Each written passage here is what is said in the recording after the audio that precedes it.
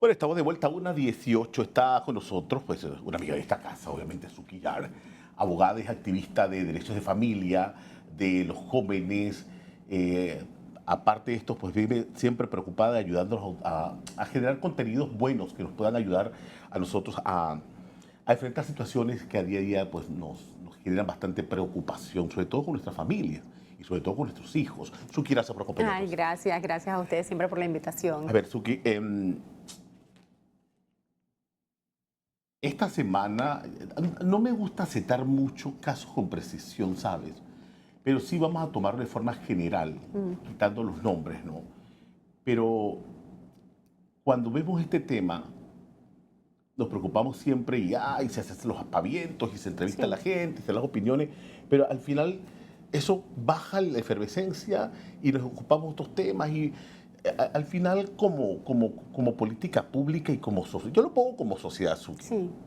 ¿Qué pasa? ¿Siempre vamos a estar en ese carrusel todos nosotros? Bueno, mira, yo creo que hay una desconexión por parte de los tomadores de decisiones que no se puede desconocer que sí hemos dado alguno que otro paso, pero sigue habiendo esa desconexión por parte de los tomadores de decisiones en materias de política de prevención. Porque yo estoy convencida, siempre digo, ya tengo que dejar de decir esa palabra que creo, no, yo estoy convencida de que en donde estamos fallando es en empezar a ser un país preventivo. Y en materia de políticas públicas, en ese rol de prevención, por supuesto que incluimos a la sociedad. ¿Dónde está lo que yo veo con una inmensa preocupación? Es como sociedad nosotros hemos ya empezado a normalizar conductas, a justificar conductas que vulneran los derechos de las personas en mayor grado de vulnerabilidad y cómo nos hemos ensañado la mayor parte del tiempo a siempre estigmatizar a las víctimas de cualquier tipo de violencia en vez de desde los espacios colaborar. Yo creo que hay una desconexión pura y real que no se ha podido soslayar o minimizar a través de los diferentes quinquenios y esto es producto de que todas las situaciones que se viven se ven como situaciones aisladas. Es el momento para tomarnos la foto, es el momento para emitir una opinión, pero cuando se trata de establecer una jornada extensiva sobre dónde estamos como país, qué podemos hacer y qué es lo que urge hacer, es donde nos perdemos. A ver, en este caso, uno se queda pensando, ahí sí voy a citar el caso, o sea, una fiscal, por un caso obviamente de carácter marital, la palabra marital. Es un hecho de violencia doméstica. Entonces la gente, yo todavía yo escuchaba, pero ya se lo buscó. Sí. No. Ya se lo buscó, porque mira con quién andaba, mira el tipo que andaba, o sea, un tipo que obviamente... Mira, los comentarios, aun cuando yo pienso que no hay nada que me pueda sorprender, los comentarios en el lastimoso caso de la fiscal, de verdad que me sorprendieron enormemente y era porque en vez de enfocarse en lo grave del hecho y que una de las cosas muy puntuales que tiene este caso tan lamentable es que nos indica que no importa ni la preparación, ni la educación, ni el estatus social, ni absolutamente, ni la posición. Porque era una operadora del sistema de justicia. Exactamente. Cuando una persona, un agresor, está decidido o decidida a acabar con la vida de otra persona. Entonces, leer estos comentarios, inclusive, y ojo que no estoy justificando a la persona que muy probablemente a esta hora ya ha sido debidamente imputada y se establecerán las medidas cautelares, no estoy justificando ningún tipo de conducta, pero veías inclusive comentarios hasta de discriminación, que es una persona de color petróleo, que a ella le gustaban las personas de color petróleo, que mira solamente la cara. Entonces, eso nos enseña a nosotros dónde estamos como sociedad. Ahora, cuando tú hablas de un tema muy importante, que es normalizar conductas que vulneran derechos, mira, aquí se ha dicho hasta la saciedad, y tú has sido una ferviente voz activa en ese tema. Los femicidios son la etapa final de un patrón de violencia. Así es. Y de control coercitivo. Así es. Así es. Siempre vemos, cuando ya lastimosamente estamos en esta última etapa de un ciclo de violencia, siempre vemos este último, que es obviamente el más lamentable, pero nosotros no hemos entrado a concientizar, hablar, hacer docencia sobre cómo empieza el patrón violento, cuáles son las conductas, las alertas, cuál es el perfil, qué es lo que una mujer debe entrar a ver automáticamente como un tipo de alerta con la finalidad de salvaguardar y proteger su vida. Y así nos pasa en todos, Ícar, en todos los escenarios, y siempre digo, como abogada, tenemos normativa para absolutamente todo. Pero a la hora de la implementación, de la reglamentación, del seguimiento, es donde como país estamos fallando. Mira, el brazalete, por muchos años he escuchado, el brazalete electrónico. No ha habido manera. ¿Cómo se llama? Tengo una boleta de alejamiento. Sí. ¿Dónde voy a refugiarme? Porque termino yendo a la casa al que denuncié. Así es. Tengo 3 hijos con ese muchacho. Ese muchacho dice, el ataque psicológico, ¿quién te va a recoger tú una mujer con 3 chiquillos? Así es. Y empieza ese ataque también de todos los aspectos. Hay, como dices, normativas, pero yo no sé al final qué pasa. Nos quedamos siempre en el papel. Y las mismas fallas del sistema. Hace poco nosotros tuvimos la oportunidad de entrevistar a una persona que interpone una respectiva denuncia ante el Ministerio Público y dice, esta persona me amenazó a mi hijo y esta persona tiene arma. Pero quien está fuera de la propiedad para poder cumplir con las medidas de protección es la víctima que pone la denuncia. Irónicamente. Irónicamente. Entonces, este tipo de situaciones que vulneran derechos y garantías fundamentales son las que se deben entrar a corregir, a robustecer nuestro sistema. Y yo siempre he sido muy categórica en mencionar, no basta solamente, aunque es necesaria, la sancionabilidad dura y pura. Eso es necesario, pero falta el otro eje de la ecuación. Son muchos componentes. Exacto. Prevención, protección. ¿Cómo estaban no sé, tú manejas mucho más los conceptos. ¿Cómo estamos con el tema preventivo? ¿Nosotros podemos llevar estos casos a los centros educativos, a hablar con los muchachos, ya sea de bachillerato? Mira, oye, para poder poco a poco ir identificando la conducta de una persona, obviamente, un agresor, es que ese es mi novio tóxico, sí, esa es mi novia tóxica. Sí, y nos quedamos con eso, sí, alegremente lo calificamos y punto. Así es. De hecho, escuchaba con bastante preocupación, y lo digo con mucho respeto, porque siempre me gusta ser respetuoso de las autoridades, escuchaba en el caso puntualmente, y hago una analogía del tema del bullying, cómo se decía que el Ministerio de Educación tiene un protocolo.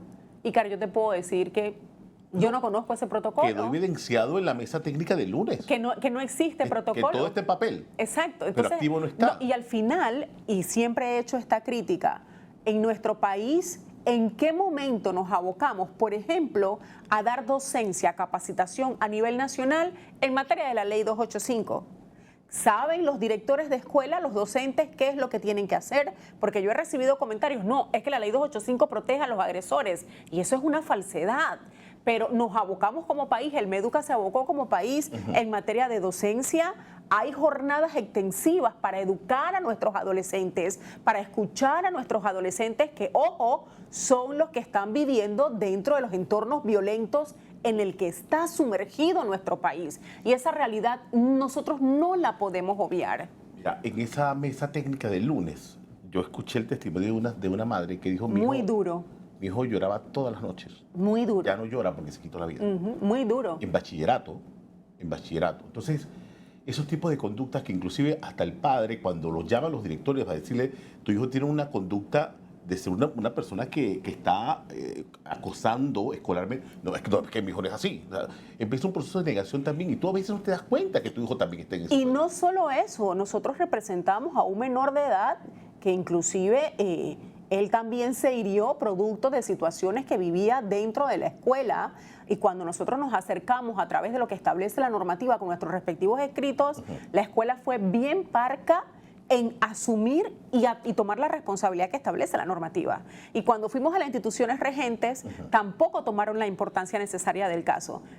Voy a un punto, Suki, y tiene que ver con el tema de las redes sociales, que catapulta el tema. Mira, los medios convencionales hemos aprendido, yo digo que a golpes incluso, hemos aprendido a respetar y a no revictimizar los casos. De hecho, muchos no cubrimos el tema de suicidios. No porque no sea una realidad, es una realidad, pero obviamente son temas muy delicados. Así es. Pero las redes sociales, recientemente vimos a una niña trepada en un puente elevado peatonal en Penonomé. Ahí actuaron los muchachos para poder... Después vimos a otra nena en un techo de un centro educativo particular. Y las redes sociales comienzan a grabar y a distribuir de una forma tan, o sea, como tú dices, normalizar y al mismo tiempo revictimizar Mira, a una persona vulnerable. Eso tiene dos conductas y aquí, si bien es cierto, yo estoy de acuerdo con que las redes sociales desafortunadamente juegan un rol de deshumanización en la conducta, eso es una realidad, pero también hay casos en los que nosotros podemos hablar que las redes sociales nos dieron aviso de situaciones en las que nosotros pudimos entrar a salvaguardar y proteger. Yo soy del criterio que siempre va a depender del objetivo y la intencionalidad con la que la persona o comparte un video cuando se trata de menores de edad, que es importante mencionar que tiene una legislación especial y que tiene una protección especial, así como también la persona que empieza a comentar o a emitir contenidos que vulneren los derechos de las víctimas. Ahí también nosotros tenemos que entrar a revisar y a controlar. Pero la pregunta es, entonces, ¿cómo controlas? ¿Cómo aplicas algún tipo de legislación para que no te digan, bueno, lo que pasa es que hay libertad de expresión también en las redes sociales? Y hay una realidad, las redes sociales están generando, sí, información de manera positiva, pero no podemos quitar de vista que también generan un impacto negativo en materia de vulneración de derechos. No, yo te puedo comentar también de casos en donde el chico se va a su casa, muy triste, no quiere ir a volver al colegio, pero están los chats de grupos. Sí. Permanentemente atacando, permanentemente. Entonces, ahí hay conductas que obviamente el padre tiene que tener claramente cuando el niño baja calificaciones, cuando el niño se aísla, cuando el niño no quiere ir al colegio, papá, mamá no quiero ir para el colegio, no. Entonces también hay otro componente, el componente de miedo, porque voy al colegio a averiguar qué es. No vayas porque no quiero que... Claro. O sea, no, mira, hay todo un ecosistema, y lo decía hace poco. La ley no te habla solamente en materia de bullying de ese acoso escolar que se da entre los estudiantes. Ojo, que la ley también habla de ese acoso escolar y entorno violento de personal administrativo y docentes. Y en una publicación que casualmente puse hace poco en redes sociales, si tú entras en los comentarios, fácilmente tú vas a leer 100 comentarios que dicen, es que yo me acerqué a la escuela, es que es el docente el que no hizo nada, es que es el docente el que atenta contra mi hijo, y es ahí donde yo digo, ¿cuándo vamos a hacer el alto? ¿Cuántos niños más, adolescentes, tienen que luchar contra este tipo de situaciones para que entendamos, uno, que tenemos una normativa, que existe una reglamentación y que todos estamos abocados a cumplirla? Quise meter el tema de el componente redes sociales y el tema de una mesa técnica que está en aras de presentar una iniciativa contra el acoso que esperamos estar ahí en la próxima mesa técnica. Bullying. ¿Por qué? Porque uno es consecuencia de lo otro. Así es. Porque cuando tú crías a un niño vulnerable, a un niño con una autoestima baja, que un niño que va a ser dentro de poco un adolescente, luego un adulto, es fácilmente manipulable. Tú lo sabes muy bien. Y tú tienes que ver los dos entornos. ¿Por qué? Porque ese niño que es vulnerable, que lastimosamente en su hogar no recibe ese cariño, ese afecto, ese rol del padre y la madre, se convierte definitivamente en una víctima a cualquier tipo de abuso. Pero también tienes el otro, el agresor, el que recibe agresión dentro de su casa, el que es maltratado dentro de su hogar, el que es formado y creado para agredir. Entonces tenemos dos paralelos diferentes de niños y adolescentes que pareciera que es el mismo entorno lo que los está dañando sin que nada pueda hacer nada. Y yo te digo algo, Ícar, y siempre lo he repetido, sí, la familia es el primer núcleo y esa es una realidad, responsabilidad que le compete, pero cuando la familia falla, el Estado no le puede fallar a la niñez. Porque es que al final no se disparan las alertas. Así es. Porque mira, estuvimos conversando esta semana casualmente con un comisionado en retiro, ahora es abogado penalista y experto en pandilla y CAR. Ya no hablemos de matrimonios disfuncionales, hablemos de matrimonio en donde, o sea, la degradación es total. Papá vende droga, mamá vende droga, el niño te entrega. Así es. Eso también son así me dice, son potenciales criaderos y ellos van a salir casualmente a delinquir. Así es. Pero en ese entorno que tú mencionas, ¿dónde entran las autoridades? Ojo, ahí hay una figura de maltrato. O sea, o dónde entramos nosotros como sociedad, que ni siquiera tienes la obligatoriedad de decir tu nombre o tu cédula, esta situación está pasando en tal lugar y tú interpones la denuncia de manera anónima. Y también ante esa denuncia de manera anónima, las autoridades juegan el rol automáticamente. O sea, yo creo que esto es un tema que todos nos tenemos que sentar a revisar. Creo que no se vale solamente las conferencias diciendo lo bien que como país estamos avanzando cuando nuestros cimientos están totalmente debilitados y cuál es el país que le vamos a heredar a las futuras generaciones. A ver, Suquillar, yo reitero siempre que todo tiene su génesis. Sí.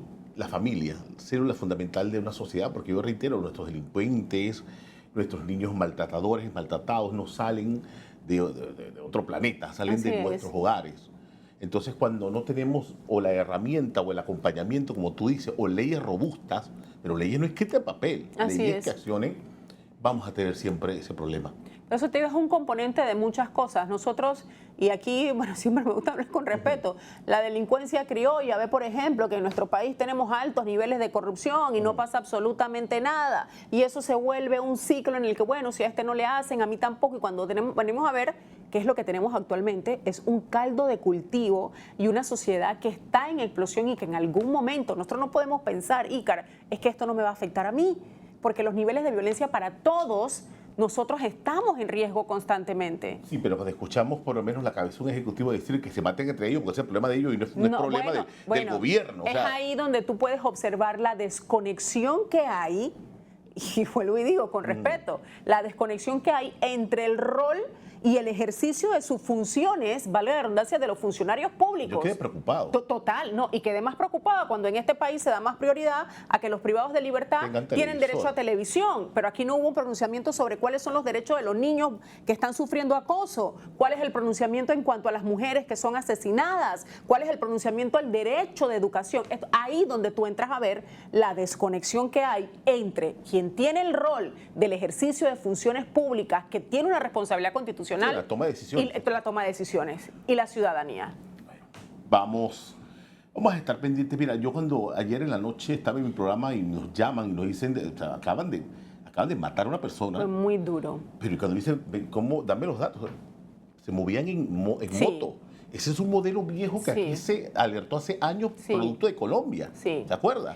Yo no sé si al final la iniciativa de usar los chalecos y los cascos identificados se aprobó en ley, pero no se implementó. Al final tampoco sabemos. ¿Dónde está la regulación? Exacto. Tú ves a las motos, tú las ves identificadas, tú ves a los No. que... No. Entonces es ahí donde digo, tenemos la normativa, pero ¿qué estamos haciendo? Y mira, pueden decir que sí estaban en... No conozco el prontuario de la persona, porque yo no manejo esos casos, pero eso fue a plena luz del día, delante de ciudadanos, en un tranque. Ahí pudo haber personas panameños comunes, normales, que pudieron haber perdido su vida. Día antes, en la madrugada, acá en la Domingo Díaz, pasó otro caso también en donde pues también ajustician a una persona, pero... Y entonces nos quedamos con eso. Eso es entre ellos, que se maten entre ellos. Eso no es responsabilidad. Creo que eso es, ahí hay una desconexión real, porque al final del día hay ciudadanos, hay un niño de 14 años de Colón que fue asesinado también producto de un intercambio de disparos. Entonces no nos podemos desconectar de la realidad. Vamos a estar pendientes. Suquillar, gracias Suki, abogada, activista de los derechos de familia, de la mujer, de la niñez. Gracias siempre por sacar tu tiempo. Sabemos que tengo un tiempo muy marcado para poder, junto a la audiencia, pues dictar docencia. Siempre gracias a ustedes por la invitación. Y aquí estaremos. Gracias. Voy a hacer una pausa rápidamente. Espera un momentito ahí, Suki. Y vamos entonces a otros contenidos importantes aquí en Hispano Informa.